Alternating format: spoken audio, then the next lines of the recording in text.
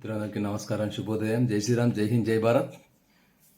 అయితే ఈరోజు ఒక 2-3 రోజుల క్రితము మన ఆరోగ్యానికి సంబంధించినటువంటి ఒక ముఖ్యమైన వార్త రావడం జరిగింది. అది క్యాన్సర్ గురించి. మన క్యాన్సర్ అనగానే చాలా మనం ప్రాణానికి నీళ్లు వదులుకోవాల్సినటువంటి పరిస్థితే ఉంటుంది. అయితే ఇది ఎంత ముఖ్యమైన వార్త అంటే, ఈ వార్త చూసిన తర్వాత నాకు నవ్వొచ్చింది, అదేవిధంగా ఆశ్చర్యం కలిగింది, ఒక గొప్ప అనుభూతి కూడా కలిగింది. ఎందుకనంటే మసాలా దినుసుల గురించి వచ్చినటువంటి వార్త ఇది.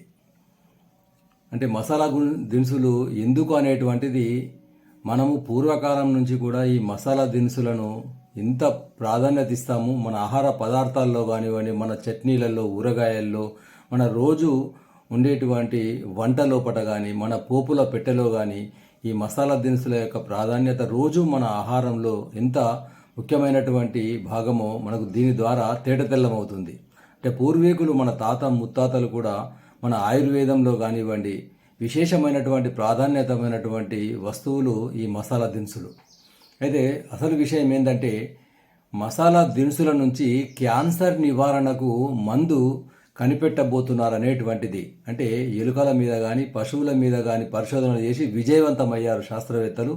ఇప్పుడు ఈ మసాలా దినుసుల నుంచి క్యాన్సర్కు మందు కనుగొనేటువంటి మార్గం లోపల వెళ్తున్నారు. ముఖ్యంగా 2028 వరకు మనకు మార్కెట్లో క్యాన్సర్ మందు అనేటువంటిది రావడం అనేటువంటిది జరుగుతుందని శాస్త్రవేత్తలు చెప్తున్నారు. చూడండి, దీనికి సంబంధించినటువంటి పేటెంట్ కూడా మన శాస్త్రవేత్తలు, మద్రాసు యొక్క ఐఐటి శాస్త్రవేత్తలు దీనిపైన అనేక రకాల పరిశోధనలు చేస్తున్నారు. దాని గురించి 2-3 రోజుల క్రితం ఈ వార్త రావడం జరిగింది. ఆ వార్త చూసిన తర్వాత మన యొక్క సనాతన ధర్మం అనేటువంటిది, మన ఆచారాలు సాంప్రదాయాలు ఎంత గొప్పవి అనేటువంటిది మనకి ఇక్కడ తేటతెల్లమవుతుంది. ఎందుకంటే ముఖ్యంగా మన యొక్క మద్రాసు ఐఐటిలోని రసాయనిక శాస్త్ర విభాగం సంబంధించినటువంటి, రసాయనిక ఇంజనీరింగ్ విభాగం సంబంధించినటువంటి ప్రొఫెసర్ నాగరాజన్ గారు ఈ యొక్క మసాలా దినుసుల గురించి చాలా కాలంగా పనిచేస్తున్నారు. ముఖ్యంగా వారు ఏం చెప్పారంటే, ఈ మసాలా దినుసుల లోపల క్యాన్సర్ నివారణకు ఉపయోగపడేటువంటి పదార్థాలు ఉన్నాయి.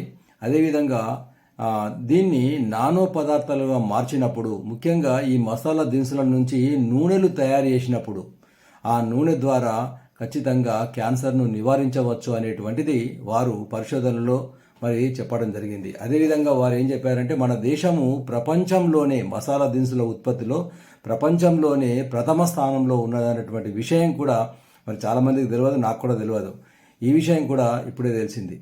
కాబట్టి ఈ మసాలా దినుసుల వల్ల క్యాన్సర్ నివారణ అవుతుంది అనేటువంటిది నాకు చాలా సంతోషం వేసింది. ఎందుకనంటే మన నిత్య జీవితంలో చూడండి, పూర్వకాలం నుంచి కూడా మన పోపులో పెట్టెలో ఉండేటువంటి పచ్చిమిర్చి కానీ, ఎండుమిర్చి కానీ, మిరియాలు కానీ, లవంగాలు కానీ, యాలకులు కానీ, తర్వాత బండపువ్వు కానీ, బిర్యానాకు కానీ, ఇంగువ కానీ, తర్వాత నువ్వుల పొడి, పల్లి పొడి, రకరకాలటువంటి జాజిపత్రి, జాపత్రి, జాజికాయ, తర్వాత ఇంకా రకరకాలటువంటి దాల్చిన చెక్క, ఇంగువ, మెంతులు, ఇంకా కొన్ని 100 రకాలటువంటి మసాలా దినుసులు అనేటువంటివి, వెల్లుల్లి పేస్ట్ కానివ్వండి, వెల్లుల్లి, తర్వాత అల్లము, శొంఠి పొడి, ధనియాల పొడి, ఈ విధంగా ఎన్నో రకాలటువంటి మసాలా పదార్థాలు, ఆవాలు కానివ్వండి. ముఖ్యంగా మనం ఊరగాయ వండినప్పుడు ఇవన్నీ పదార్థాలు కూడా, మెంతుల పొడి, తర్వాత ఆవాలు కానివ్వండి, జీలకర్ర కానివ్వండి, ఇంకా ఎన్నో రకాలటువంటి పుదీనా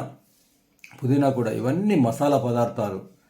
ఇప్పుడు ఆధునిక డాక్టర్లు ఏం చెప్తున్నారంటే, మీరు పచ్చిమిర్చి తినకండి, ఎండుమిర్చి తినకండి, అసిడిటీ అవుతుంది, అల్సర్ అవుతుంది అని. పూర్వకాలం మన తాత ముత్తాతలు కారం విపరీతంగా తినేవారు. వాళ్ళకి ఎలాంటి అల్సర్ రాలేదు, ఎలాంటి అసిడిటీ రాలేదు.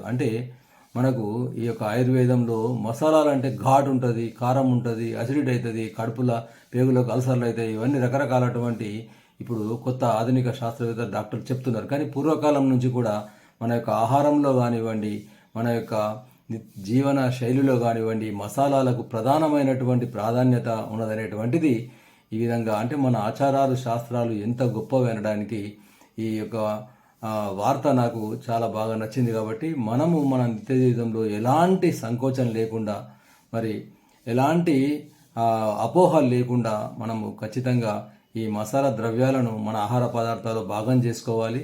క్యాన్సర్ వ్యాధిని రాకుండా మనం నిరోధించగలుగుతాం అనేటువంటిది మరి మద్రాసు ఐఐటి శాస్త్రవేత్తలు మరి చెప్పడం జరిగింది. 2028 వరకు క్యాన్సర్కు మందు రావాలని మనందరం కూడా ఆశిద్దాం.